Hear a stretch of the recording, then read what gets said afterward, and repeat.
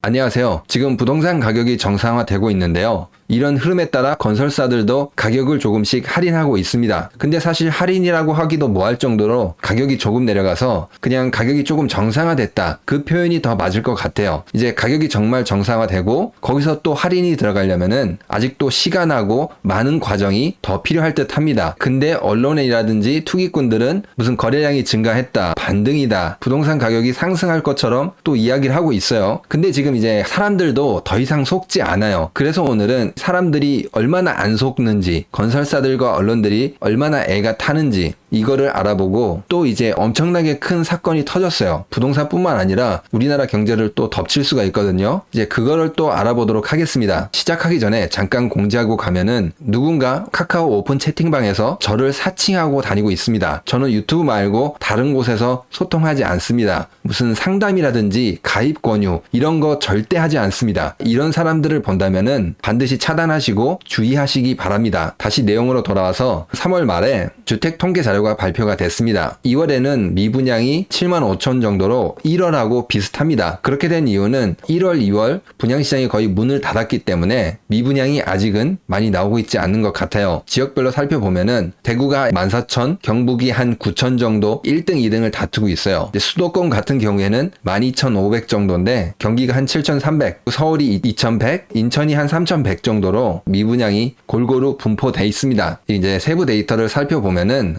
2월 분양 실적 같은 경우에도 굉장히 저조합니다. 이제 사람들이 더 이상 속지 않는 거죠. 작년 대비 75% 이상 감소했어요. 4분의 3이 그냥 날아갔다는 겁니다. 아무리 사람들한테 악마의 속삭임을 해도 꿈쩍도 하지 않는다는 거예요. 근데 재밌는 거는 준공 실적은 1월, 2월 합쳐서 거의 한 10% 정도 증가했습니다. 이게 뭘 뜻하냐? 분양은 안 되고 있는데 아파트는 계속 새로 생겨나고 있다는 거예요. 당연히 전세 가격이 하락을 하겠죠. 그래서 지금 뉴스를 보면은 임차인을 못 구한다. 임차인 구하기가 뭐 하늘의 별 따기다. 뭐 이런 뉴스들, 돈을 조금 주고 붙잡아두는 역전세가 막 늘어나고 있죠. 그리고 재밌는 거는 이 와중에 경기도 같은 경우에는 1월, 2월 이렇게 합치면은 작년 대비 44% 증가했습니다. 엄청나게 많이 증가한 거예요. 그래서 지금 수도권에 있는 전세 가격이 굉장히 많이 빠지고 있죠. 서울도 빠지고 경기도도 다 빠지고 이런 식으로 언론에서는 이제 서울만 뭐 입주 물량이 없다 이렇게 이야기를 하는데 준공이 다 된 그런 아파트 폭발하고 있어요. 경기도에서는 서울로 출퇴근할 수 있으니까 조금 힘들어도 가격 차이도 많이 나잖아요. 충분히 이사를 고려할 수도 있습니다. 경기도가 44%가 증가하니까 전세 가격이 폭락하는 겁니다. 이런 전세 가격의 하락은 매매 가격의 하락도 부추길 겁니다. 그리고 이제 사람들이 왜 더 이상 안 속냐? 전국에 있는 전월세 거래량이 전국 그리고 서울 모두 다 증가하고 있습니다. 최소 한 10%씩은 증가하고 있어요. 2023년 2월 전년 대비 전세나 월세의 증가율이 전국적으로는 13% 정도, 수도권 12% 이렇게 증가하고 있어요. 사람들이 집을 안 사고 전세 월세를 더 선호한다는 겁니다. 그리고 이 안에서 또 재밌는 거를 보면은 월세 선호 현상이 뚜렷합니다. 이제 사람들이 전세도 못 믿겠다. 그렇게 됐거든요. 전세 월세 비교해서 나눠 보시면은 제가 빨간색으로 표시를 해놨거든요. 전세 같은 경우에는 오히려 감소를 하고 있습니다. 2023년 2월은 작년 2022년 2월에 비해서 감소를 했어요. 전국적으로는 2.6%, 서울 같은 경우에는 좀 많아요. 5%. 이렇게 감소를 했어요. 전세 지금 사고 너무 많이 나잖아요. 전세를 싫어한다는 거예요. 반대로 월세는 엄청나게 많이 증가하고 있어요. 2023년 2월 기준 1년 전하고 비교를 하면은 전국적으로는 30% 넘게 증가했습니다. 수도권 26.4%, 서울 28%, 지방 38.3% 이렇게 증가를 했어요. 엄청나죠?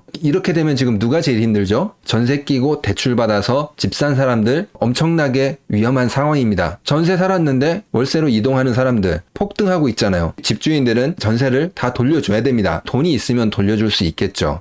근데 이제 갭 투자한 사람들 돌려줄 수가 없습니다. 결국에는 경매로 갈 수밖에 없어요. 그리고 이제 가장 중요한 거는 이제 사람들이 안 속는다는 거예요. 집을 사라, 대출해주겠다, 뭘 해주겠다 막 이렇게 이야기를 해도 부동산 가격이 떨어지겠구나. 이제 전세마저 위험하구나. 보증금이 적게 들어서 큰 돈을 날릴 위험이 적은 월세로 가야 되겠구나. 그렇게 생각하고 있다는 거예요. 아무리 막 벼락 거지라고 해도 부동산에 사람들 관심 안 가지고 투자 안 합니다. 추가 데이터를 보면은 전세 가격이 하락하는 거, 서울 아파트 전세 전세가율, 서울 전체가 뭐 50% 정도 되는데 강남 같은 경우에는 더 많이 빠지고 있죠. 41.6%까지 빠졌습니다. 그리고 이제 2월 같은 경우에는 착공 실적, 건설사들이 이제 건설을 시작하는 거죠. 그게 이제 작년 대비해서 28%가 감소를 했습니다. 건설사들이 그러니까 먹거리가 감소했다는 거죠. 이게 한 3달 정도 더 이어지면은 결국에는 못 버티고 다 무너질 수밖에 없습니다. 그리고 이제 모두에게 안 좋은 소식인데 오펙에서 감산을 해서 국제유가가 갑자기 올랐어요. 이게 지금 당장에는 여러분 피부에는 안 느껴지는데 이게 건설사에도 안 좋고 우리 모두 다 안 좋습니다. 왜 안 좋냐? 일단 먼저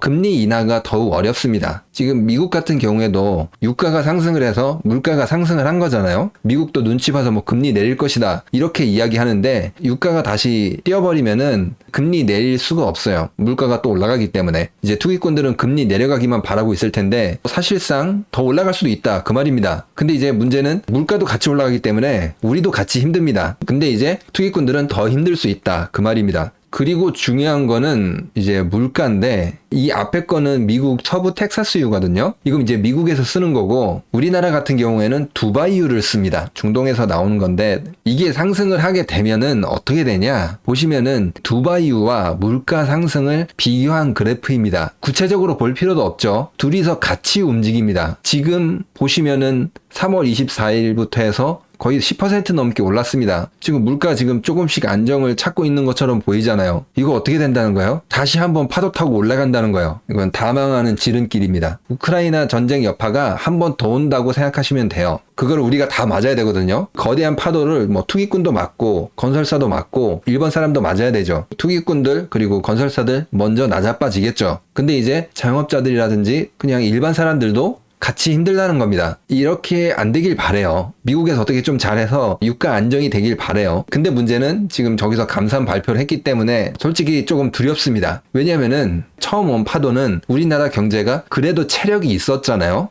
외환 보유고도 많이 있었고 저 파도가 한 번 더 올 텐데 지금 뭐 세수 펑크 나고 나라 살림 적자 나고 무역 수지가 꼴찌로 곤두박질 치고 뭐 이런 식으로 지금 상황이 굉장히 심각합니다. 지금 하반기부터 개인들한테 국채를 팔 수 있게 하겠다 이렇게 이야기가 나오는데 이게 어떻게 나오는 아이디어인지 모르겠지만 도저히 수출도 안 늘어나고 내수도 어떻게 할 수도 없고 아무것도 안 되니까 결국에는 국민들한테 돈을 걷는 겁니다. 국채니까 뭐 30년 뒤에 갚을게 이렇게 해놓고 30년 뒤니까 나는 몰라 지금 이러려고 하는 것 같아요. 정말 방법이 없습니다. 지금 한 번 더 물가 상승 파도가 올까봐 약간 겁이 납니다. 투기꾼들한테도 힘들 텐데 그냥 일반 사람들한테도 고통스러운 시간이 될 수도 있어요. 이것도 알아두셨으면 합니다. 이제 오늘은 사람들이 부동산 시장에서 얼마나 똑똑해졌는지 이제 언론이나 건설사들이 아무리 유혹을 해도 넘어가지 않는지 이것에 대해서 알아보고 석유 가격 상승으로 앞으로 다가올 위험에 대해서도 또 알아보았습니다. 개인 차원에서라도 잘 대비하시기 바랍니다. 그러면 오늘 영상은 여기서 마치도록 하겠습니다. 구독과 좋아요, 알람 설정, 그리고 응원의 댓글은 영상을 만드는데 많은 힘이 됩니다. 감사합니다.